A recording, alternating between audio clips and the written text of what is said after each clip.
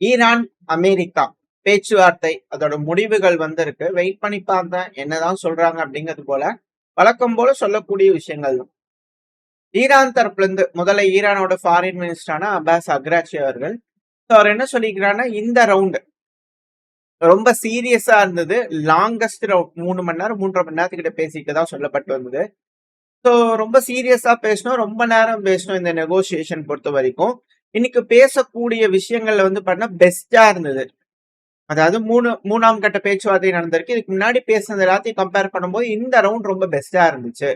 ரொம்ப கிளியரா வந்து பாத்தீங்கன்னா எங்களோட டிமாண்ட் என்னன்றத அமெரிக்கா சைட்ல நாங்க டெலிவரி பண்ணியிருக்கோம், ப்ரெசென்ட் பண்ணியிருக்கோம்.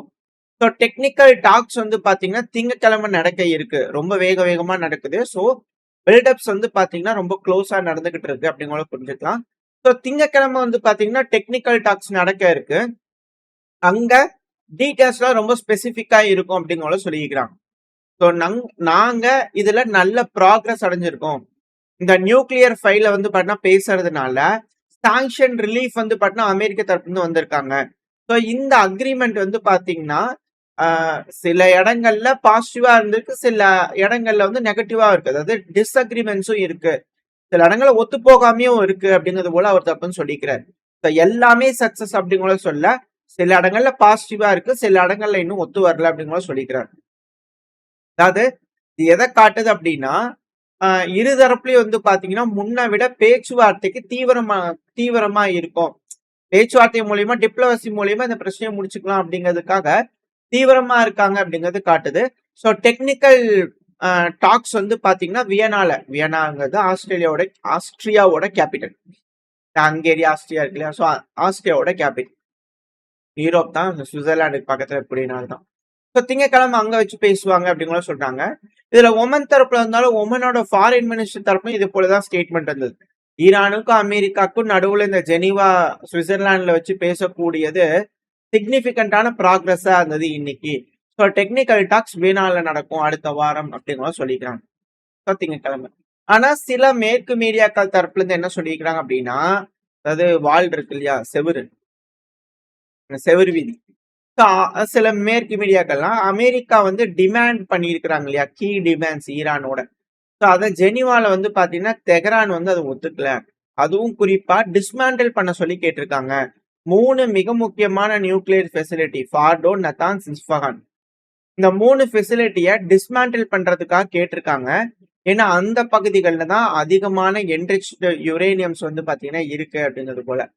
ஸோ அதை வந்து பேச்சுவார்த்தைகள் நடந்திருக்கு. அது ஒன்றும் பெருமளவில் ஒத்துக்கிட்ட மாதிரி இல்லை. அது கூடவே என்ரிச் பண்ணி வச்சிருக்காங்க இல்லையா ஈரான். ஸோ அந்த என்ரிச் பண்ணக்கூடிய யுரேனியம் 3ஆம் நாடுகளுக்கு கொடுத்துருங்க அப்படிங்கிறது போல சொல்லி இருந்திருக்காங்க. அதுக்கும் ஈரான் தரப்பு வந்து அக்செப்ட் பண்ணல அப்படிங்கிற செய்திகள். ஸோ இது எப்படி, என்ன மாதிரியான விஷயங்கள் இல்லாது எப்படியாவது அமெரிக்கா மேல் பார்வையோட இப்போ ரஷ்யாவுக்கும் அமெரிக்காவுக்கும் நடுவுல ஒப்பந்தங்கள் போடுறாங்களே அது போல வேற ஏதாச்சும் அப்படிங்கிற போல கேள்விகள்லாம் இருக்கு.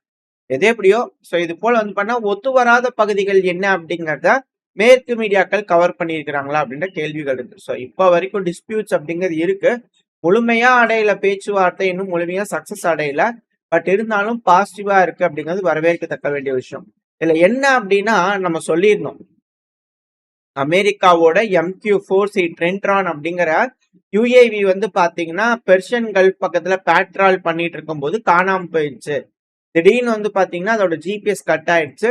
மேபி இது உளவு தகவல்கள் சேமிக்கிறதுக்காக அவங்களே GPS ஆன் பண்ணிருக்கலாம் அப்படிங்கிறது போல. பட் ஆனா அப்படி ஆஃப் பண்ணாங்கன்னா அந்த டைம்ல அந்த பகுதிகளில் அதிகப்படியான விமானங்கள் பறந்துட்டு இருக்கு, சிவிலியன் விமானங்கள். ஸோ அது மேல மோதுறதுக்கு வாய்ப்பு இருக்கு. ஸோ அதனால அந்த இடத்துல GPS ஆஃப் பண்றதுக்கு வாய்ப்பு இல்லை. மேபி ஏதோ ஒரு சிக்கல் அப்படிங்கிற சொல்லியிருந்தோம் இல்லையா. இப்போ ரிப்போர்ட்ஸ் வர ஆரம்பிச்சிருக்கு. அது நம்ம இது ஒரு 4-5 நாளைக்கு முன்னாடி பார்த்த ஒரு செய்தி. ஸோ இப்போ அது ரிப்போர்ட்ஸ் வர ஆரம்பிச்சிருக்கு. ஈரானோட எலக்ட்ரானிக் வார்ஃபேர் வேலையை பார்த்து விட்டுச்சு அப்படிங்கிறத சொல்லிட்டு இருக்காங்க. அதாவது நார்மலா ஒரு ட்ரோன் பறந்துட்டு இருக்கு, இல்ல ஏதோ ஒரு விமானம் பறக்குது அப்படின்னா ஸ்குவாக்டு 7700 அப்படிங்கிறது போல அது எமிட் பண்ண ஆரம்பிக்குதுன்னா அதுக்கு வந்து பிரச்சனை ஏற்பட்டுச்சுன்னு அர்த்தம். ஸோ உடனே தலையிறங்கிறதுக்கான வேலைகள்ல அங்க நியர்பை இருக்கக்கூடிய ஏர்போர்ட்ஸ்ல ரெடி பண்ணுவாங்க. ஸோ இது போல அது வந்து ரொம்ப காஸ்ட்லியான ஒன்று. MQ-4C ட்ரின்ட்ரான்றது ரொம்ப காஸ்ட்லியானது. ஸோ இது போல வந்து பண்ணா அது விடுது அப்படிங்கும் போது ஏதோ ஒரு சிக்கலா இருக்கு அந்த பகுதிகளில் அப்படிங்கிற செய்திகள். சிவிலியன் விமானங்கள் அதிகமா இருக்கு. ஸோ அதுக்கு எந்த ஒரு பாதிப்பும் இல்லாம, பர்ட்டிகுலரா இந்த ஒரு ட்ரோன் அவங்க டார்கெட் பண்ணியிருக்காங்கன்னா, ஈரானோட எலக்ட்ரானிக் வார்ஃபேர் அப்படிங்கிறது அடுத்த கட்ட வளர்ச்சி நோக்கி போயிருக்கு அப்படிங்கிறது போல. ஸோ இது ஒமன் அந்த ஏரியா நோக்கி பறந்துட்டு இருக்கும்போது இது போல ஆயிருக்கு. ஸோ யுஏஇக்கு வந்து பார்த்தீங்கன்னா ரீரூட் பண்ணி விட்டுருந்துருக்காங்க. அது இந்த ஸ்ட்ரெய்ட் ஆஃப் ஹார்மோஸ்ல பறக்கும்போது இது போல ஆயிருக்கு அப்படிங்கிறது போல. நார்மலா இந்த ஸ்குவாட் 7700 வந்துச்சுனாலே ஒரு காமனான ஒரு கோடு. இன்டர்நேஷனல்ல வந்து பார்த்தீங்கன்னா, பல நாடுகளும் யூஸ் பண்ணக்கூடிய காமனா யூஸ் பண்ணக்கூடிய ஒரு வேர்டு. ரொம்ப கிரிட்டிக்கல், ரொம்ப எமர்ஜென்சியா சீக்கிரமா தரையிறங்கணும் அப்படின்னு ஏர் டிராஃபிக் கண்ட்ரோலுக்கு வந்து பார்த்தீங்கன்னா சொல்லக்கூடிய ஒரு சமிகை. ஸோ அது வருது அப்படின்னா ஏதோ ஒரு டெக்னிக்கல் இஷ்யூ இருக்கலாம் அப்படிங்கிறது போல அனலிஸ்ட்களோட கருத்துக்கள். இன்னும் சிலர் இந்த மேற்கு ஆயுதங்களுக்கு முட்டுக் கொடுக்கக்கூடிய நபர்கள் என்ன சொல்றாங்க அப்படின்னா, இது ஈரானுக்கு முட்டுக் கொடுக்குறாங்கன்னு வச்சுக்கலாம்.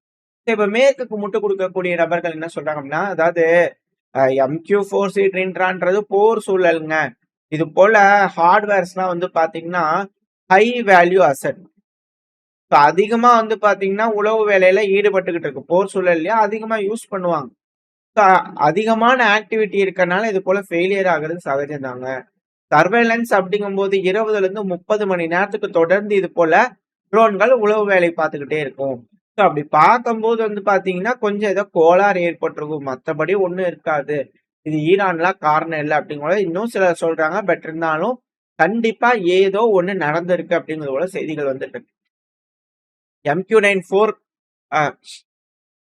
MQ ரக ட்ரோன்கள் இருக்கு இல்லையா? ஸோ அதை விட இது கொஞ்சம் அட்வான்ஸ்டு வெர்ஷன். பட் இதையும் வந்து ஈரான் தரப்பு வந்து ரஷ்யாவோட எலக்ட்ரானிக் வார்ஃபேர் வச்சு ஹேக் பண்ணியிருப்பாங்களா அப்படின்ற கண்ணோட்டங்கள்ல இருந்தும் பலரும் பார்த்துக்கிட்டு இருக்காங்க. எது எப்படியோ இப்ப வந்து பாத்தீங்கன்னா இது போல அமெரிக்காக்கு ட்ரோன்களோட பிரச்சனைகள் இருக்கு அப்படிங்கறதுல மாற்றுக்கிறதுல இந்த டைம்ல உளவு தகவல்கள் அமெரிக்காவோட லிங்கன் கேரியர் எங்க இருக்கு?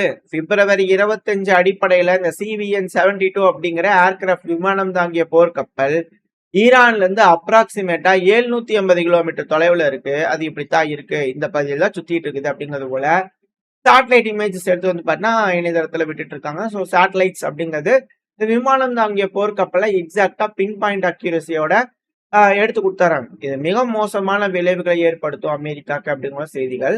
இதுக்கு முன்னாடி அமெரிக்கா இது போல செய்வாங்க ஈஸியா. பட் இப்ப அமெரிக்காக்கே செய்யறாங்களே அப்படிங்கிறது போல பேச்சுக்கள் அடிபட்டுக்கிட்டு இருக்கு. ஸோ தெற்கு நோக்கி போயிட்டு இருக்கு. ஈரான்ல இருந்து தெற்கு நோக்கி போயிட்டு இருக்கு. சென்டினல்-2ஓட சேட்டலைட் இமேஜினரி வந்து பாத்தீங்கன்னா இது போல எடுத்துக்கிட்டு இருக்காங்க. ஸோ இது இங்க மிடில் ஈஸ்ட்ல இருக்கக்கூடிய பதட்டங்கள். நம்ம இந்த இடத்துல அதிகப்படியான அமெரிக்காவோட ஆயுதங்கள் வந்து டிப்ளாய் ஆகுது அப்படிங்கும் போதே நம்ம ஒரு விஷயம் சொல்லியிருந்தோம். இவங்க ஈரான் சொல்லிட்டு பிம்பிளிக்கு பில்லாக்கின்னு ஆப்கானிஸ்தானுக்குள்ள பூந்துருவாங்களா அப்படிங்கிறது போல நம்ம சொல்லியிருந்தோம். கரெக்டா? நீங்க தொடர்ந்து பாக்குறவங்களுக்கு வந்து பண்ண தெரிஞ்சிருக்கும். இப்ப என்ன நடந்திருக்கு அப்படின்னா, ஏன்னா அந்த அங்க இருக்கக்கூடிய பேஸ் அப்படிங்கிறது பேக்ராம் ஏர் பேஸ் வந்து ரொம்ப இம்பார்ட்டன்ட் அமெரிக்காவுக்கு. ட்ரம்ப் அவர்கள் அதை சொல்லியிருந்தாரு, விருப்பம் தெரிவிச்சிருந்தாரு. மேபி அதுக்காக கூட வந்தாச்சு, அதை முடிச்சுட்டு போயிடலாம் அப்படிங்கிறதுக்காக கூட வந்தாலும் ஆச்சரியப்படுறதுக்கல. ஏன்னா இப்ப பாகிஸ்தான் ஆப்கானிஸ்தான் பார்டர் கிளாஸ்ல ஹெவியான தாக்குதல் இருந்திருக்கு. முதல்ல பாகிஸ்தான் வந்து பாத்தீங்கன்னா ஆப்கானிஸ்தானுக்குள்ள ஏர் ஸ்ட்ரைக் பண்ணாங்க. அதுவும் மிலிட்டரி ஃபெசிலிட்டிஸ் மேல காபுல், கந்தஹார், பக்டா அப்படின்ற பகுதிகள்லாம் வந்து பாத்தீங்கன்னா பக்டியா ஸோ இந்த பகுதிகள்லாம் வந்து பாத்தீங்கன்னா ஹெவியான ஏர் ஸ்ட்ரைக் பண்ணியிருந்தாங்க. அதுக்கான வீடியோ பதிவுகள் விட்டுட்டு இருந்தாங்க. ஸோ இந்த ஏர் ஸ்ட்ரைக்னால குறைஞ்சது 72 ஆப்கானோட வீரர்கள் இறந்திருக்கலாம். 120க்கும் மேற்பட்ட நபர்கள் காயமடைஞ்சிருக்கலாம் அப்படிங்கிறது போல. தாலிபான் போர்சஸ் வந்து பாத்தீங்கன்னா பாகிஸ்தான் மேல தாக்குதல் பண்ண ஆரம்பிச்சிட்டாங்க. இந்த ஃபைட்டிங் அப்படிங்கிறது அப்படியே கொஞ்சம் கொஞ்சமா ஸ்ப்ரெட் ஆக ஆரம்பிச்சிருக்கு. அந்த பார்டர் பகுதிகளை, பாகிஸ்தான் ஆப்கானிஸ்தான் பார்டர் பகுதியில கோஸ்ட் ரீஜன் வரைக்கும் வந்து பாத்தீங்கன்னா இந்த பகுதியில சண்டை நடந்திருக்கு. At the same time Durand line இருக்கு இல்லையா, அது வந்து பார்டர். நம்ம எப்படி லைன் ஆஃப் ஆக்சுவல் கண்ட்ரோல் LOCன்னு சொல்றோம். ஸோ அது போல வந்து பண்ணா பாகிஸ்தானுக்கு ஆப்கானிஸ்தானுக்கு துரந்த லைன் இருக்கு. ஸோ அந்த லைன் ஃபுல்லாவே வந்து பாத்தீங்கன்னா சண்டைகள் பெருக ஆரம்பிச்சிருச்சு. குறைஞ்சது ஆப்கானிஸ்தான் தரப்புல இருந்து 55 பாகிஸ்தானோட வீரர்களை நியூட்ரலைஸ் பண்ணிருப்பாங்க பார்டர் பகுதிகளில். அதுவும் 11 வீரர்கள் காயமடைஞ்சிருக்காங்க. 19 செக் பாயிண்ட்ஸை பிடிச்சிருக்கோம் அப்படிங்கிற சொல்றாங்க. பார்டர் போர்ட்ஸை பிடிச்சிருக்காங்க அப்படிங்கறதோட சொல்லிட்டு இருக்காங்க. இதுல என்னன்னா பாகிஸ்தானோட காஜா ஆசிஃப் இந்த டிஃபென்ஸ் மினிஸ்டர் இருப்பாரு, அவர் தரப்பு வந்து போஸ்ட் வந்திருக்கு. நேட்டோவோட படைகள் ஆப்கானிஸ்தான் இருந்து விட்ரா ஆனதுக்கு அப்புறமா இந்த உலகத்துல ஆப்கானிஸ்தான்ங்கிறது கொஞ்சம் பீஸா இருக்கும். இந்த தாலிபான் வந்து பாத்தீங்கன்னா ஆப்கான் மக்களோட விருப்பத்துக்கு ஏற்ப ஆட்சி நடத்துவாங்க. இந்த பகுதி, இந்த பிராந்தியம் கொஞ்சம் ஸ்டெபிலிட்டியா இருக்கும் அப்படிங்கறத பார்த்தா, இந்த தாலிபான் வந்து பாத்தீங்கன்னா ஆப்கானிஸ்தானை இந்தியாவோட ஒரு காலனியா மாத்திட்டாங்க. அவங்க உலகத்துல இருக்கக்கூடிய தீவிரவாதிகள்லாம் கூப்பிட்டு அது புகலிடமா வச்சு அங்கிருந்து தீவிரவாதத்தை எக்ஸ்போர்ட் பண்றாங்க. ஸோ நாங்க ஒரு விஷயத்த கிளியரா சொல்றோம்.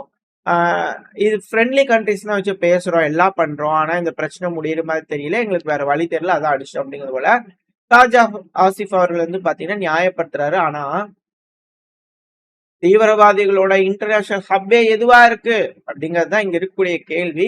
பாகிஸ்தான் இப்படி சொல்றாங்களே அப்படிங்கிறது போல பலரும் வந்து பாத்தீங்கன்னா யோசிச்சுட்டு இருக்காங்க. இப்ப பல அனலிஸ்டுகளோட கிரிட்டிசிசம் இருக்கு. ஸோ இப்ப பாகிஸ்தானுக்கு ஆப்கானிஸ்தானுக்கு நடுவுல யுத்தம் வந்துருச்சு அப்படிங்கிற போல செய்திகள் இருக்கு.